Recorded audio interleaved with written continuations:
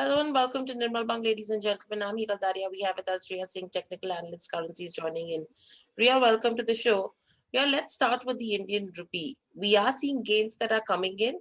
However, it has remained mitigated against the strengthening of the dollar. What do you make of this? Right. We did see, rupee correcting, as well as, it has been in a very volatile session lately. But from the past two sessions, we are seeing it getting appreciated as, the second wave of COVID infections are slowing down, and there are the hopes of solid economic recovery is taking place. Also, if you look at the central bank action, they have expanded their quantitative easing in order to support the economic growth. In line with their obviously GDP forecast downgraded to 9.5%. We can definitely, say that the recent gains are on the back of the dollar inflows that is coming from the IPOs that have got enlisted, uh, in the recent weeks, and obviously there are a few more IPOs that are down the pipeline. So the dollar inflows will go on coming, into the economy. And even if you look at the recent event, that is the PBOC going for a surprise 50 bips rate cut, uh, it will definitely pave way for a short-term loss against the greenback, but I think it will mitigate some of the appreciation that we are currently seeing into the rupee. So you can estimate the Indian rupee to be in a consolidation to weak momentum between 74.98 to 74.20 on a shorter term. Okay. With this, you have, the inflation numbers that will be out in the US as well. What's the kind of move are you expecting on the dollar?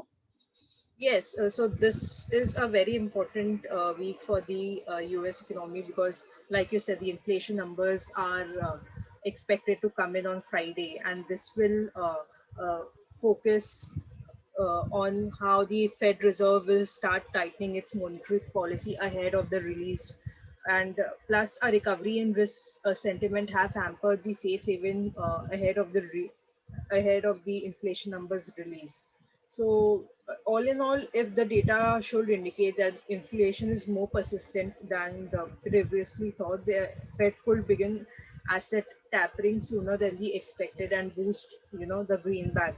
And plus the statements that are coming from the Fed's representatives like Hmm. Bullard and so on. So they are quite emphasizing on the Fed to take action with respect to tightening the monetary policy, estimating that the recovery that was expected is there, and some of the inflows from the economy should be getting extracted in order to maintain the inflation numbers. So I think going forward, dollar index may gain, uh, and may trade into the bullish momentum.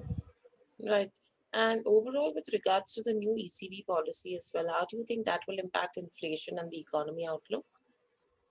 So there were many significant changes that were elaborated in the recent ECB's fiscal strategy. So one of them being, seeking the 2% bar inflation and letting it overshoot on a shorter term, Hmm. uh, if it is indicative of economic recovery. So they're quite, tolerative with respect to the inflation. And this is a better statement that has been released from the ECB as compared to the previous week statements that have come in. So I think the recent changes that they have done, and I think with the current change, monetary and fiscal policies will definitely complement each other, especially in these hard times. And this will also be aiding the policymakers to reach the ECB's inflation goal more effectively than in the past. Because if you look at the past trends, the ECB actions have been slow at times, Hmm. and in order to adopt to unconventional measures in such hard, times and so on. So I think this will definitely lead to momentary gains in the euro. Okay. So, what are the kind of strategies that you would want to recommend in this kind of a scenario? I think one can definitely go short into the pound INR. It is seeing quite a weak momentum in intraday session, and I think it will continue to go. do so. So you can go short below the level of 103.28 for a target of 103.10, 102.90 with a stop loss at 103.40. The same momentum will be reflected into the Euro INR below the level of 88.32 for a target of 88.09, 87.98 with a stop loss at 88.48. As far as the rupee goes, I think it will be in a sideways momentum between 74.85, 74.48. So you can go short on the higher, go short from the higher levels, but it will definitely maintain this range. So whatever call you take, maintain these ranges. Absolutely. Thank you, Ria, so much for getting us those views and the strategies. Thank you, participants, for joining in as well. Thank you. Subscribe to our YouTube channel for in-depth interviews of India Inc. and press the bell icon so that you do not miss our updates.